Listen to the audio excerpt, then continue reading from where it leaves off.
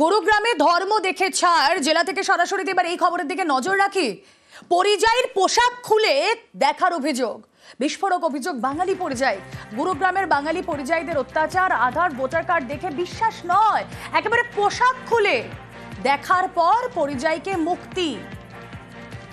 সরাসরি চলে যাই, প্রতিনিধি মৈত্রেয়ী রয়েছেন সঙ্গে। মৈত্রেয়ী, মানসিক অত্যাচার, শারীরিক অত্যাচার, আর এরপর তার ধর্ম জানতে পোশাক খুলে দেখা হচ্ছে। কোন জায়গায় পৌঁছচ্ছে পরিযায়ীদের সঙ্গে নির্মমতার ছবিটা?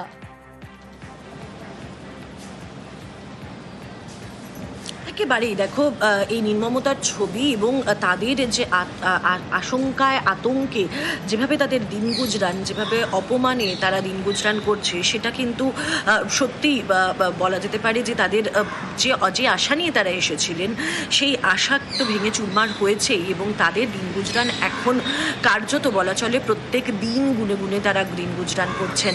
তারা প্রত্যেকে বারবার করে যেটা আমাদেরকে জানিয়েছেন যে কখনো রাত বিরেতে তুলে নিয়ে যাওয়া হচ্ছে, মারধর করা হচ্ছে, এবং এমনকি এত ভয়াবহ অভিজ্ঞতা এক ব্যক্তি আমাদেরকে, এক পরিযায়ী শ্রমিক আমাদেরকে জানালেন তার পোশাক খুলে তাকে পরীক্ষা করা হয়েছে তার ধর্ম কি।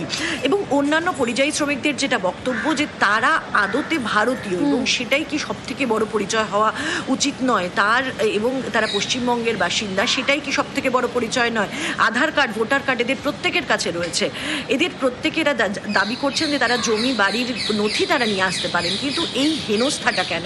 শুধুমাত্র কি এই কারণে যে তারা অন্য রাজ্যে এসে কাজ করছেন, কিন্তু সেখানে তো তারা পরিষেবা দিচ্ছেন, তাদের পরিষেবা তো মানুষ নিচ্ছে, তাহলে তাদেরকে এই হেনস্থা, অপমান, এই রকম ভাবে তাদের উপর অত্যাচার কেন? এই প্রশ্ন তারা বারবার তুলছেন। বেশ, 19 তারিখ শনিবার ছিল। আচ্ছা, আমাদেরকে 7:15 নিয়ে গেছে। নিয়ে যাওয়ার পরে আমাদের সকালবেলা, তারপরে নিয়ে যায় আমাদেরকে সারাদিন রাখা হলো। রাখা হওয়ার পরে আমাকে 8:30টার সময় আমি হিন্দু না মুসলিম এরাদের বিশ্বাস হলো না, আমাকে ন্যাঙ্গা করিয়া প্রমাণ করিয়া তবে শুনে আমাকে হিন্দু বলি আমাকে ছেড়ে দিল। আর আমার যে শ্রমিক ছিল আর বাকি ভাই এদেরকে ছাড়ে নেই। আপনি কাগজ দেখিয়েছিলেন আপনার এই ডকুমেন্ট? দেখেন আপনার সামনে দিছি, আধার কার্ড, ভোটার আইডি আমি দিতেছি। আমার কি এটা তো আধার কার্ডের কোনো মূল্যই দিতেছে না। তা আধার কার্ড আপনি কে বানালেন? আমাদের এটা কে দিছে? সরকারে দিছে তো আমাদেরকে। ভোট আইডি কে দিছে? সরকারে দিছে তো। হ্যাঁ, তাই এসে কি আমি নিজে বানাছি? ধর্ম দেখে ছাড় দেওয়া হচ্ছে, আর সেই ধর্ম দেখা হচ্ছে কিভাবে? জামা কাপড় খুলিয়ে। ভিন রাজ্যে বাংলার শ্রমিকদের অত্যাচার, গুরুগ্রামের সেক্টর 62, 64-এ পরিযায়ীদের মারধর, আতঙ্কে নিজেদের তালাবন্দি বাসিন্দাদের। এলাকার প্রায় 2000 পরিবার ভয়ে তালাবন্দি। রাতে এলাকায় নাম্বার প্লেটিং গাড়ির আনাগোনা। বাসিন্দাদের পরিচয়পত্র দেখতে চাওয়া হচ্ছে, পরিচয়পত্র দেখালেও মিলছে না রেহাই। পরিযায়ীদের বেধড়ক মারধরের অভিযোগ, শ্রমিকদের মুখে নির্যাতনের ভয়ঙ্কর অভিজ্ঞতা। রাত্রির 12টা, 12:30, 1টার সময় পুলিশ আসছে, এসে ঘর থেকে তুলে নিয়ে যাচ্ছে, মারধর করা হচ্ছে। হ্যাঁ, আমার পাশের ঘরের একজনকে মেরেছে। ওনার স্ত্রী যখন বাধা দিতে যায় তো ওনার স্ত্রীকেও মারা হয়েছে। জেন্টস কনস্টেবল, মানে কোনো লেডিস ছিল না ওনাদের সাথে। এই ভয়ে তো সবাই বাড়ি চলে গেছে, 90% লোক চলে গেছে। না, কাজে যাইতে পারছে না।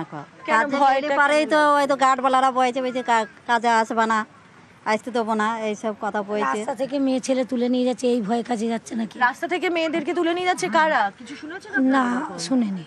মানে এরকম পুলিশওয়ালা, এই শুনছি যে সিআইওয়ালা, পুলিশওয়ালা তুলে নিয়ে যাচ্ছে। হ্যাঁ। পুনেতে পরিযায়ী শ্রমিকের মৃত্যুতে রহস্য। জলপাইগুড়ি থেকে পুনেতে গিয়ে শ্রমিকের মৃত্যু, কাজ করার সময় ছাদ থেকে পড়ে মৃত্যু, দাবি ঠিকাদারের। দেহের ছবি পাঠালে মৃত্যু ঘিরে সন্দেহ পরিবারের। শান্তনু প্রতিনিধি রয়েছেন আমাদের সঙ্গে। শান্তনু, দেখো, আমবাড়ি ফালাকাটা রাজগঞ্জের দীপু দাস নামে এই পরিযায়ী শ্রমিক গত কয়েক বছর ধরে বিভিন্ন রাজ্যে কাজ করছিলেন। সম্প্রতি তিনি পুনেতে গিয়েছিলেন কাজ করতে। সেখানে একটি নির্মাণকারী সংস্থার হয়ে তিনি কাজ করছিলেন। একটি বিল্ডিং এর কাজ করতে গিয়ে গত মঙ্গলবার তার মৃত্যু হয়েছে বলে খবর জানতে পারে পরিবার। এবং বুধবার দিন তার সেই ঠিকাদার সংস্থা যে ছবি পাঠিয়েছিল ময়নাতদন্তের পর তাদেরকে কিন্তু পরিবারের সন্দেহ হয় শুধু তার থেকে পরিযায়ী মৃত্যু হয়নি, এর পেছনে অন্য কোনো রহস্য আছে, অর্থাৎ খুনের দিকে ইঙ্গিত পরিবারের। পাশাপাশি এই ঘটনায় কিন্তু স্থানীয় বিধায়ক থেকে শুরু করে পঞ্চায়েত প্রধান যিনি রয়েছেন তিনিও কিন্তু সন্দেহ প্রকাশ করছেন, কারণ অন্য রাজ্যে যারা পরিযায়ী শ্রমিক যাচ্ছেন, বিশেষ করে বাংলা ভাষী, তাদের উপর নানাভাবে নির্যাতন হচ্ছে, অত্যাচার হচ্ছে, সেরকম ঘটনা একাধিক ঘটনা সামনে এসছে। সুতরাং এই ঘটনার পেছনে সেরকম হয়তো কোনো ঘটনা থাকতে পারে, সেই নিয়েও সন্দেহ প্রকাশ করেছে। একই সন্দেহ প্রকাশ করেছে পরিবার এবং বিধায়ক থেকে শুরু করে পঞ্চায়েত সদস্য থেকে শুরু করে প্রতিবেশীরা। স্বাভাবিকভাবে ঘটনার তদন্তের দাবি করা হয়েছে এবং একই সঙ্গে তদন্তের পাশাপাশি এই শ্রমিকের মৃতদেহ যাতে দ্রুত নিয়ে আসা যায় সম্ভব হয়, যেহেতু পরিবার অত্যন্ত দরিদ্র, তার পাশে দাঁড়িয়ে যাতে দেহ নিয়ে আসা যায় তার জন্য প্রক্রিয়া শুরু হয়েছে, প্রশাসনিকভাবে যাতে সাহায্য করা হয় তার জন্য উদ্যোগী হয়েছেন বিধায়ক। একই সঙ্গে তিনি তদন্ত দাবি করেছেন এবং শ্রম দপ্তরের মাধ্যমে সেখানকার সরকারের সঙ্গে যোগাযোগ করা এবং কি কারণে মৃত্যু হয়েছে তার পোস্টমর্টম রিপোর্ট, সেই সঙ্গে পুলিশ যাতে তদন্ত করে প্রকৃত তথ্য সামনে আনে সেই দাবিও কিন্তু বিধায়ক করেছেন। একই দাবি করেছে পরিবারের সদস্যরা, কারণ একজন কাজে গিয়েছিল ভিন রাজ্যে, সেখানে হঠাৎ করে তার মৃত্যু হলো। মঙ্গলবার মৃত্যু হয়েছে বলে ঠিকাদার সংস্থা জানিয়েছিল, তার আগের দিনই তার এই শ্রমিকের মারা মৃত্যু হয়েছে। মঙ্গলবার মৃত্যুর পর বুধবার যখন, অর্থাৎ গতকালকে যখন ছবি রাতের দিকে পায় পরিবার, তখনই কিন্তু সন্দেহ দানা বাঁধে। অর্থাৎ ছাদের থেকে পড়ে গেলে, অর্থাৎ বহুতল থেকে পড়ে গেলে যে ধরনের আঘাতের চিহ্ন থাকবে তার চাইতে অন্যরকম চিহ্ন, অর্থাৎ গলায় আঘাতের চিহ্ন দেখা গেছে। সুতরাং সেই আঘাতের চিহ্ন অন্য কোনো আঘাত হতে পারে, সেই সন্দেহ প্রকাশ করা হয়েছে। এখন আছে দাদা আমার পুনে। দাদা দীর্ঘদিন ধরে বাইরেই কাজ করে, পুনে, ব্যাঙ্গালোর, চেন্নাই কন্ট্রাক্টরের আন্ডারেই থাকে। ফটো দেখে মনে হচ্ছে যে এটা দুর্ঘটনা কিছু হয়েছে। তো আমরা পোস্টমর্টম রিপোর্টটা দেখতে চাই, ফোন করে বলেছিল যেতে বলছে, কিন্তু আমাদের তো যাওয়ার সম্ভব না এখান থেকে। দাদাকে যদি আনার ব্যবস্থা করে দেয় আমাদের রাজ্য সরকার, তাহলে আমরা খুব খুশি হব। আমরা চেষ্টা করবো তাড়াতাড়ি অতি সত্ত্বর যাতে বোম্বে থেকে সেই ডেড বডিটা নিয়ে আসা যায়, আমরা চেষ্টা করব। কমিশনার সাহেব তাই বলল। যেটা শুনলাম ওদের পরিবারের মুখ থেকে যে আঘাত কিছু আছে এবং পোস্টমর্টম অলরেডি হচ্ছে, আসলে পরেই আমরা চূড়ান্তভাবে কীভাবে ঘটনাটা ঘটল।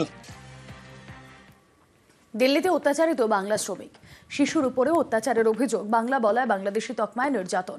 কলকাতায় ফিরে দিল্লি পুলিশের নামে থানায় অভিযোগ, মালদার চাঁচলের বাড়িতে ফিরলেও এখনো আতঙ্ক। পরিযায়ী সাজিনুর খাতুনের পাশে বাংলার প্রশাসন। এখানে আমাকে নিয়ে যাওয়া হয়েছে, যেখানে টাকা নেওয়া হয়েছে, যেখানে মারধর করা হয়েছে, ওই জায়গাটা ওরা নিয়ে আসছে না কামরাতে। মঙ্গলম হসপিটালের কাছে একটা নিযুক্ত জায়গা আছে পার্কের মতো, ওইখানে নিয়ে যাওয়া হয়েছিল, ওই জায়গাটা ওরা দেখাচ্ছে না। আচ্ছা, কি করা হয়েছিল ওখানে নিয়ে গিয়ে? ওখানে যেয়ে আমাদেরকে মারাধরা করা হয়েছিল, পয়সা চেয়েছিল, আমার স্বামীকে বারবার ডাকছিল, আমি ডাকিনি, তার জন্য আমাকে মেরেছিল। কত টাকা নেওয়া হয়েছিল? 25,000 টাকা নিয়েছিল। কজন ছিল তারা? ওরা 4 জন ছিল, 2 জন মহিলা 2 জন পুরুষ। কি বলেছিল? সই না করলে জেলে ভরে দিবে আমাদেরকে ওরা, আমার স্বামীর সাথে দেখা করতে দিবে না, শাশুড়ির সাথে দেখা করতে দিবে না। কাগজগুলো কি ভাষায় লেখা ছিল দিদি? হিন্দি ভাষা, ইংলিশ ভাষা এরকম লেখা ছিল। আপনারা সেটা বুঝতে পারেননি যে কি লেখা? বিকল্প উপায় কি এখন? এখানে যতই করব, এটা দেশের বাড়ি, এখানে কি কর্মসংস্থান চান? এখানে কাজ চান? হ্যাঁ চাই। তাহলে আর দিল্লি যাবেন না ফিরে? না, আর কাজ মিলে গেলে কিসের জন্য যাব দিল্লি? যদি এখানে কাজ না হয় তাহলে কি আবার ফিরে যাবেন দিল্লি? সরকার আপনার ব্যবস্থা করবে, নিজে ওনা বলেছে যখন ব্যবস্থা করবে। পাশে আছে সরকার। হ্যাঁ। পরিযায়ীদের দ্রুত কাজের ব্যবস্থা, ভিন রাজ্য থেকে ফেরা পরিযায়ীদের বাংলায় কাজ, দ্রুত কাজের ব্যবস্থা করতে জেলা শাসকদের নির্দেশ। জেলা শাসকদের নির্দেশ নবান্নের। কথা বলবো সোমরাজ বন্দ্যোপাধ্যায়, আরো বিস্তারিত জানাতে পারবেন সোমরাজ। দেখো, পরিযায়ী শ্রমিকদের উপর বিশেষভাবে নজর দেওয়ার নির্দেশ দেওয়া হয়েছে। আর জেলা শাসকদের নিয়ে দীর্ঘ কয়েক ঘন্টা ধরে রাজ্যের মুখ্য সচিব বৈঠক করেন এবং সেই বৈঠকেই নবান্নের তরফে স্পষ্ট নির্দেশ দেওয়া হয়েছে যে সমস্ত পরিযায়ী শ্রমিকরা ফিরে আসছেন তাদের অবিলম্বে কাজ দিতে হবে। তাদের কাছে যদি প্রয়োজনীয় তথ্য না থাকে বা ডকুমেন্ট না থাকে সেগুলি দিয়ে সহযোগিতা করতে হবে। কর্মশ্রী প্রকল্পের মাধ্যমে তাদের এই কাজের সুযোগ দিতে হবে। শুধু তাই না, রাজ্য সরকারের যে বিভিন্ন প্রকল্পগুলি রয়েছে সামাজিক সুরক্ষামূলক, সেই প্রকল্পগুলির সুবিধাও তাদের দেওয়ার ব্যবস্থা করতে হবে। রাজ্য সরকার পরিযায়ী শ্রমিকদের জন্য দ্রুত একটি কর্মসূচি বা প্রকল্প নিয়ে আসছে, সে তারও গাইডলাইন দ্রুত জেলায় দেওয়া হবে। কিন্তু তার আগে যে সমস্ত পরিযায়ী শ্রমিকরা ফিরে আসছেন তাদের যাতে অবিলম্বে কাজের ব্যবস্থা করা হয়, সেই নির্দেশ আজকের বৈঠকে জেলা শাসকদের দেওয়া হয়েছে বলেই নবান্ন। বেশ, রাজ্য প্রশাসন পরিযায়ীদের পাশে রয়েছে, তাদের কর্মসংস্থানের ব্যবস্থাও রাজ্য করবে এবং আজও মুখ্যমন্ত্রী পুজো কমিটিদের সঙ্গে বৈঠকে এই কথা ঘোষণা করেন। পুজো কমিটিগুলিকে নির্দেশ দেন পরিযায়ীদের পাশে দাঁড়াতে। যারা অত্যাচারিত হচ্ছে, নিপীড়িত হচ্ছে, জেলায় ফিরে আসছেন, দরকার হলে ক্লাবের পক্ষ থেকেও, প্রশাসনের পক্ষ থেকেও তাদের একটু নতুন জামা কাপড় দেবেন। তার কারণ তারা তো তাদের সব কেড়ে নিচ্ছে এবং খুবই অত্যাচার করে ফিরে আসছে অত্যাচারিত হয়ে। কিন্তু এই অত্যাচার আমরা পছন্দ করি না, আমরা কারো উপর করব না। কেউ খারাপ কাজ করেছে বলে সেই খারাপ কাজটা যেন আমরা না করি। আমাদের সহনশীলতা, আমাদের ঐতিহ্য, এটা আমাদের সংস্কৃতি, এটা আমাদের সম্প্রীতি। ফের বাংলার বাসিন্দাকে এনআরসি নোটিশ, এবার তুফানগঞ্জের মমিন বিবিকে এনআরসি নোটিশ। বিজেপি শাসিত অসম থেকে এনআরসি নোটিশ। প্রায় 40 বছর আগে অসমের আগমনীতে বিয়ে, বছরখানেক থাকার পরই ফিরে আসেন তুফানগঞ্জে। 2024 ডিসেম্বর থেকে 3 বার এনআরসি নোটিশ। কথা বলবো, শুভঙ্কর প্রতিনিধি রয়েছেন আমাদের সঙ্গে। শুভঙ্কর, তুফানগঞ্জের মমিনা বিবি, তাকে নোটিশ কেন?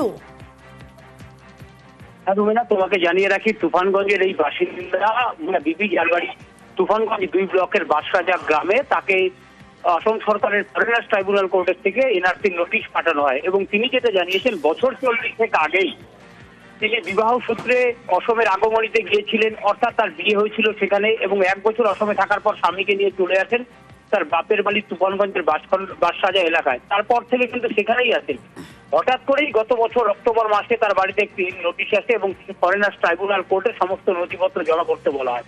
কিন্তু তিনি মমিনা বিবি যে প্রথম তা নয়, এর আগে আমরা দেখেছিলাম উত্তম কুমার ব্রজবাসী, এর আগে আমরা দেখেছি আরতি ঘোষ, আবার আমরা দেখেছি নিশিকান্ত দাস, অঞ্জলি শীল, এই নামগুলো আমরা দেখেছি যেখানে এনআরসি নোটিশ পাঠানো হয়েছিল অসম প্রশাসনের তরফ থেকে।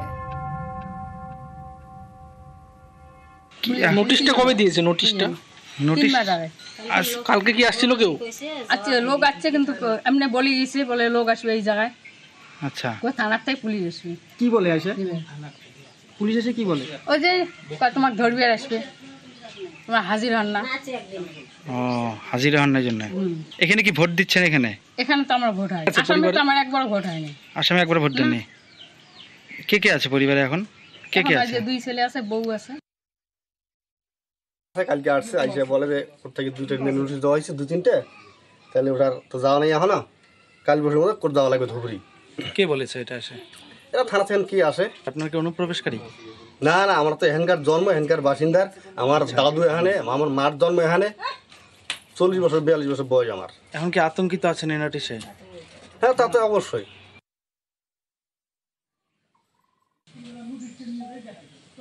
আরেকটু আগান।